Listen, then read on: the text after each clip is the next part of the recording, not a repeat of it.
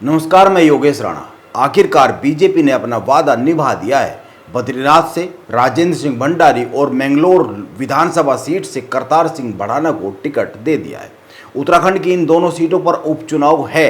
वैसे तो बीजेपी की तरफ से बताया गया है कि विधानसभा स्तर पर की गई रायशुमारी के बाद ही टिकट तय किए गए हैं। रायशुमारी के बाद पैनल बनाया गया जिसमें बद्रीनाथ से 4 नाम और मंगलोर से 8 नाम शामिल किए गए। इन नामों को केंद्रीय चुनाव समिति को भेजा गया, जिनमें से केंद्रीय चुनाव समिति ने इन 2 नामों को चुना है। यह बीजेपी के प्रवक्ताओं का कहना है, लेकिन यह बद्रीनाथ और मंगलोर की जनता भी जानती है, बीजेपी से जुड़े हुए नेता और लोग भी जानते हैं और हम भी जानते हैं कि इन दोनों सीटों पर पहले से ही ये 2 नाम तय थे। राजेंद्र सिंह भंडारी और करतार सिंह भड़ाना ने लोकसभा चुनाव के समय बीजेपी को ज्वाइन किया था। उसी वक्त बीजेपी ने दोनों को टिकट देने का वादा कर दिया था।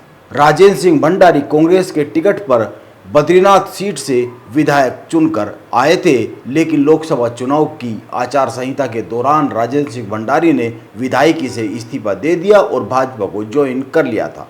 उसी समय तय हो गया था कि भाजपा भंडारी को उपचुनाव में उम्मीदवार बनाएगी और अब बीजेपी ने उनको उम्मीदवार बना भी दिया है। हरियाणा से सांसद रह चुके करतार सिंह भड़ाना ने भी लोकसभा चुनाव के दौरान ही बीजेपी को ज्वाइन किया था।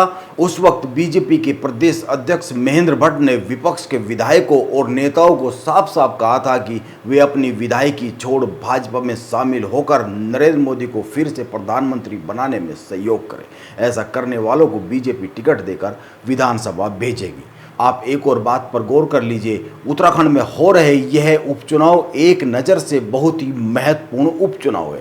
बीजेपी के बद्रीनाथ सीट के लिए घोषित उम्मीदवार राजेंद्र भंडारी कांग्रेस को छोड़कर बीजेपी में आए। मंगलोर से घोषित बीजेपी के उम्मीदवार करतार सिंह भड़ाना भी इनेलो बीजेपी राष्ट्रीय लोकदल से होते हुए बीजेपी में आए। इस तरह से यह भी कहा जा सकता है कि उत्तराखंड में बद्रीनाथ और मंगलोर सीट की जनता भी यह तय करेगी कि राजनीति में अवसरवादियों की कितनी जगह दी जानी चाहिए। लोगों को अवसरवादियों पर कितना भरोसा है, लोगों को अवसरवादियों की कितनी ज़रूरत है और राजनीति में अवसरवादियों की कितनी जगह होनी चाहिए। क्या अवसरवादियों को बार बार चुना जाना चाहिए? क्या अवसरवादियों की राजनीति को स्वीकार किया जाना चाहिए? यह सवाल है और जाहिर सी बात है इस उपचुनाव में कांग्रेस ये सवाल उठाएगी ही। कर्ण मेहरा तो अभी से कह भी रहे हैं कि राजेंद्र भंडारी ने यह चुनाव बद्रीनाथ के लोगों पर थोपा है, लेकिन क्या इन सवालों और इन बातों का राजनीति में कोई महत्व होता है? क्या लोग इन सवालों और इन बातों को कोई महत्व देते हैं? यह भी ध्यान में रखने वाली बात है। वैसे तो इन सवालों के जवाब को जानने के लिए 2 आंकड़ों पर गौर किया जा सकता है मौजूदा समय में। वैसे तो जब परिणाम आएगा तभी पता चलेगा दोनों विधानसभा सीटों पर जनता क्या सोचती है, लेकिन मौजूदा समय में 2 आंकड़ों पर गौर किया जाना चाहिए जो अभी लोकसभा चुनाव हुए हैं उनको देखते हुए। पहली बात, बीजेपी ने 2024 के लोकसभा चुनाव की तैयारियों के लिए एक कमेटी का गठन किया था, जिसका नाम रखा गया ज्वाइनिंग कमेटी। इस कमेटी का काम था दूसरे दलों के नेताओं और कार्यकर्ताओं को बीजेपी में भर्ती कराना। इस समिति ने देश भर में 80 दिनों में अलग अलग पार्टियों के करीब 80,000 नेताओं और कार्यकर्ताओं को भाजपा में शामिल भी कराया। न्यूज एजेंसी ANI की एक रिपोर्ट बताती है कि बीजेपी ने चुनाव से पहले दूसरे दलों के करीब 1 लाख नेता और कार्यकर्ताओं को बीजेपी में शामिल कराने का टारगेट रखा था। उत्तराखंड में बीजेपी ने दूसरे दलों के करीब 15,000 नेता और कार्यकर्ताओं को बीजेपी में शामिल कराया है। मुख्यमंत्री पुष्कर सिंह धामी का इस पर बयान भी आया था। इनमें अधिकतर नेता और कार्यकर्ता कांग्रेस से ही रहे। मध्य प्रदेश ने तो दूसरे दलों के करीब 4,000 नेता और कार्यकर्ताओं को बीजेपी में शामिल कराया। इन दोनों ही राज्यों में बीजेपी ने सारी की सारी सीटें जीती, यानी कि परिणाम 100% रहा।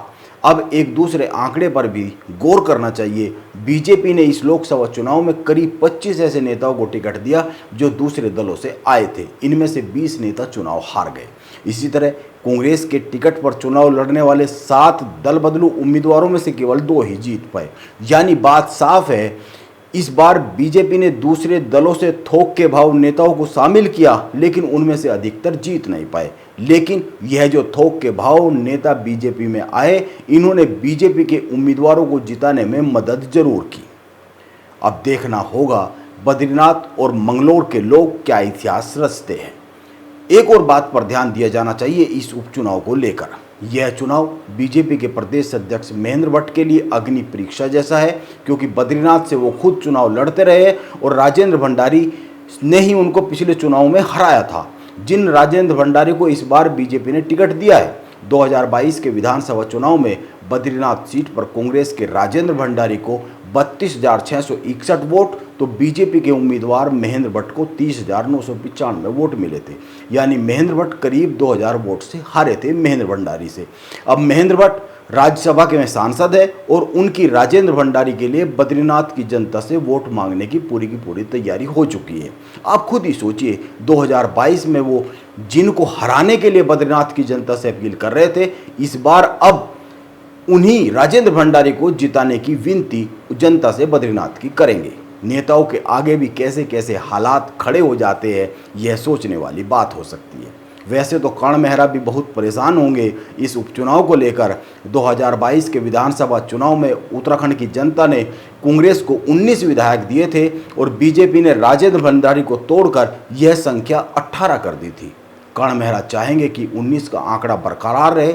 वैसे तो अगर वो दोनों सीटों पर कुछ कमाल कर देते तो आंकड़ा 20 भी हो सकता है, लेकिन जनता उनकी कितनी सुनेगी यह देखने वाली बात होगी। मैं सवाल इसलिए उठा रहा हूं क्योंकि आजकल कर्ण मेहरा की कांग्रेस में ही नहीं सुनी जा रही है, यह वह खुद कहते हुए घूम रहे हैं, मीडिया पर ऑन कैमरा कह रहे हैं। लोकसभा चुनाव में टिकट बंटवारे में उनकी तो चली ही नहीं, यह वे स्वीकार करते हुए घूम रहे, यानी कांग्रेस में उनकी कम ही चल रही है।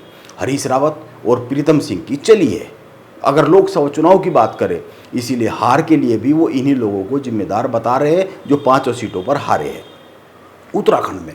वैसे कर्ण मेहरा के लिए राहत की बात यह हो सकती है कि मंगलौर सीट पर समीकरण कांग्रेस के पक्ष में दिख रहे हैं।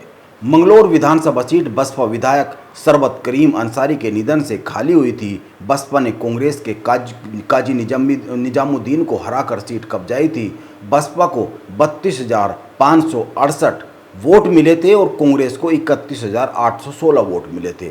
भाजपा के उम्मीदवार को 18,612 वोट ही मिल पाए थे। यानी पहली बात तो साफ साफ है, बीजेपी उम्मीदवार बसपा और कांग्रेस से आधे के करीब वोट हासिल कर पाए थे, दोनों से अलग अलग अगर देखें।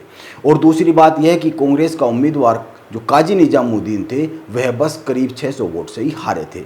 यानी यहाँ पर कांग्रेस बहुत मजबूत स्थिति में है और यह बात एक बार फिर साबित हुई इस लोकसभा चुनाव में। अभी हाल ही के लोकसभा चुनाव में कांग्रेस ने मंगलौर विधानसभा सीट पर बड़ी बढ़त हासिल की। कांग्रेस को इस विधानसभा सीट से 44,101 वोट और भाजपा को 21,100 वोट मिले। बसपा को केवल 5,507 वोट मिले। यानी बीजेपी कांग्रेस के मुकाबले करीब करीब आधे पर है। विधानसभा चुनाव में भी आधे पर ही थी।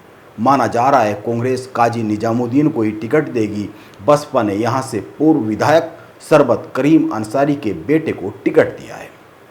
अब देखना होगा इस उपचुनाव की अग्नि परीक्षा में महेंद्र भट्ट पास होते हैं या फिर कर्ण मेहरा बाजी मार ले जाते हैं। नमस्कार, मैं योगेश राणा।